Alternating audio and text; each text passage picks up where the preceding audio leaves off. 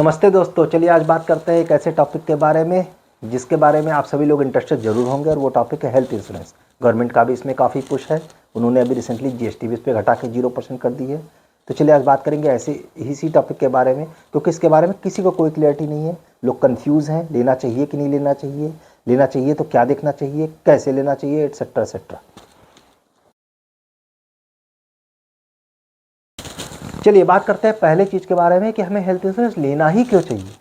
देखिए, इसको सीधा सीधा ये समझिए कि जो महंगाई की दर है भारत में इलाज के लिए वो सबसे तेज़ है, आसपास के सभी देशों से सबसे ज़्यादा है। अगर आप इसे आंकड़ों में रखें तो तकरीबन 14% के आसपास है। सरल भाषा में कहें तो हर 5 साल में इलाज का खर्चा दूना हो जाता है। तो इस बात को समझिए कि जो खर्चा 1 लाख रुपए का आज है वो 5 साल बाद 2 लाख रुपए का हो जाएगा, और उसके बाद अगले 5 साल बाद ये 4 लाख रुपए का हो जाएगा। तो जब इस स्पीड से आपका खर्चा बढ़ रहा है तो आपको एक ऐसा प्लान चाहिए जो कि, या ऐसी पॉलिसी चाहिए, ऐसा बैकअप ऑप्शन चाहिए जो इस खर्चे को जब भी नीड हो, वैसे तो होनी नहीं चाहिए लेकिन जब भी नीड हो तो इस खर्चे को कवर अप कर सके। अदरवाइज आपके लिए फाइनेंशियल बर्डन बहुत ज़्यादा है। वो तो कहावत भी है कि अगर एक हेल्थ बार एक बार हॉस्पिटल में घुसे तो आपका फाइनेंशियल स्टेटस एक लेवल तो नीचे आ जाता है। इतना खर्चा होता है आजकल एक अच्छे हॉस्पिटल और किसी भी अच्छी बीमारी का इलाज कराना। चलिए बात करते हैं हम पहले टॉपिक के बारे में, क्योंकि इस बारे में कोई बात नहीं कर रहा और हमारे चैनल की ये यूएसपी है कि हेल्थ इंश्योरेंस लेना चाहिए कि नहीं ये तो हमने पता कर लिया। लेते समय क्या देखना चाहिए, देखिए इसमें एक बहुत ही की पॉइंट है जो आपके बारे में कोई नहीं आपको बताएगा, वो ये है नेटवर्क हॉस्पिटल। आप कहेंगे सर नेटवर्क हॉस्पिटल तो सब बताते हैं। हाँ बात सही, सब आपको बताते हैं कि 15,000 हॉस्पिटल इस पॉलिसी के हैं अटैच्ड है तो 16,000 उससे अटैच्ड है, लेकिन आपको ये नहीं देखना है, ये आपके लिए फ्रूटफुल इन्फॉर्मेशन नहीं है। भाई मैं रहता हूँ मान लीजिए एक सिटी में, इनके 15 में से 12,000 सब साउथ इंडिया में है, मान लीजिए मैं नॉर्थ इंडिया में हूँ, तो मेरे लिए बहुत ज़्यादा काम की इन्फॉर्मेशन नहीं है। आपको क्या देखना है, नंबर एक, आपके शहर में, आपके स्पेसिफिकली आपके घर के आसपास कितने अच्छे हॉस्पिटल हैं। यहाँ अच्छे पे ज़्यादा फोकस है आपका, क्योंकि quality of the hospital is greater than the quantity, यानी कि जो हॉस्पिटल कितना अच्छा है ये ज़्यादा मैटर करता है रादर देन कि कितने ज़्यादा हैं। एक अच्छा हॉस्पिटल बेहतर है होना आज घर के आसपास रादर देन कि आपके पास 10 हॉस्पिटल है जो सब ऐसे ही हैं। तो ये जो की पॉइंट है ये आपको समझना चाहिए, और ये आप एजेंट से पूछेंगे उनको इन्फॉर्मेशन होती है, उनको ये भी पता होता है कि कौन से हॉस्पिटल बहुत अच्छा नहीं है, क्योंकि इंटरनल रैंकिंग हॉस्पिटल के बारे में भी इंफॉर्मेशन कंपनीज को होती है। तो आप किसी भी एजेंट को या सर्विस प्रोवाइडर को या रिप्रेजेंटेटिव पूछेंगे, उनको कुछ ना कुछ आइडिया होता है, वो आपको जरूर बताएंगे इस बारे में।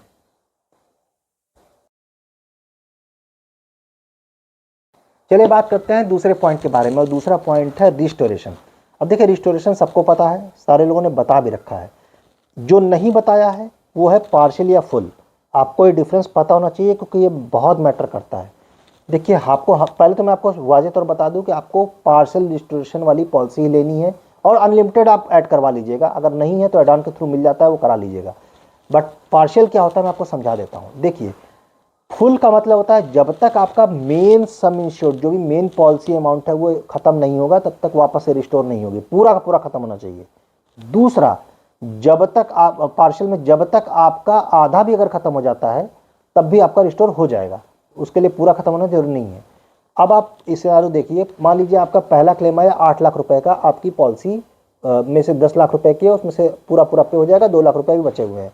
फुल के केस में आपका रिस्टोर नहीं होगा क्योंकि अभी उसका 2 लाख रुपया बचा हुआ है। पार्शियल केस में वो अब तक रिस्टोर हो चुका है, वापस से 10 लाख रुपया हो चुका है।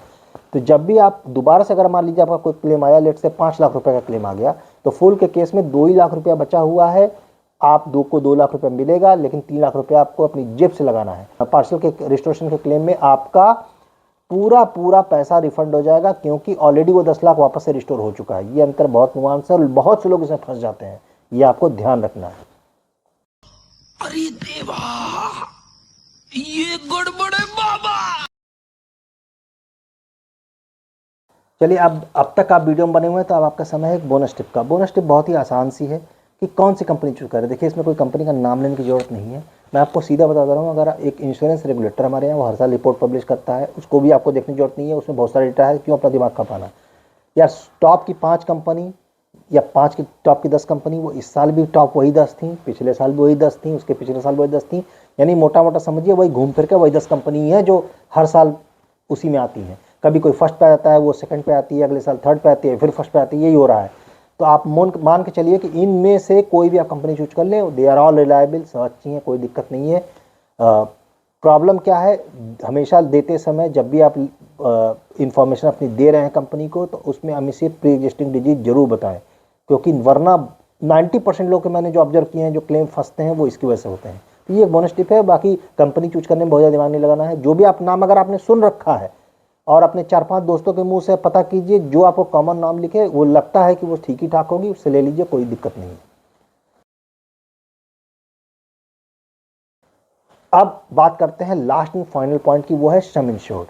मुझे आज तक नहीं समझ में आया कभी कि जितने भी मैंने वीडियो देखे उसमें सम इंश्योर्ड 10 लाख रुपए क्यों बताते हैं, क्या लॉजिक है इसका? यार 10 लाख रुपए किसी बड़ी बीमारी का आज इलाज नहीं हो रहा है, आज से 20 साल बाद 14% के रेट से वो खर्चा बढ़ते बढ़ते 2, 4, 8 एंड 16 गुना हो जाएगा। यानी अगर हम नॉर्मली वो 1 करोड़ रुपए तो आप मान के चलिए कहीं नहीं गया है आज से 20 साल बाद, तो ये 10 लाख की पॉलिसी आपका क्या कर लेगी? तो क्या बात कर रहे हैं?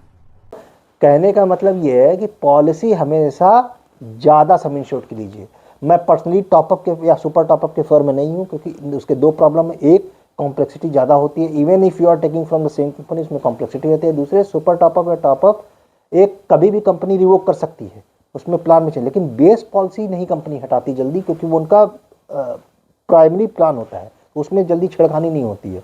तो आपका सम इंश्योर्ड ज़्यादा होना चाहिए। लेकिन मेरा मेन पॉइंट वो नहीं है। मेरा मेन पॉइंट ये है कि आपको अपना सम इंश्योर्ड शुरुआत में ही ज़्यादा लेना है, क्योंकि बाद में एक बार अंडर राइटिंग हो जाता है तो पोर्ट वगैरह में दोबारा नहीं होती, क्योंकि फिर से फ्रेश अंडर राइटिंग, मतलब फिर से नई कंपनी नए तरीके से आपको देखती है। ऐसा नहीं है कि पुराने प्लान से, वो फिर उस समय के हिसाब से आपकी हेल्थ कंडीशन कैसी है उसके हिसाब से पूरा आपका फिर से चेकअप होगा, या फिर से आपकी प्लान लिखा जाएगा, सब कुछ फिर से होगा, even though you have a existing plan.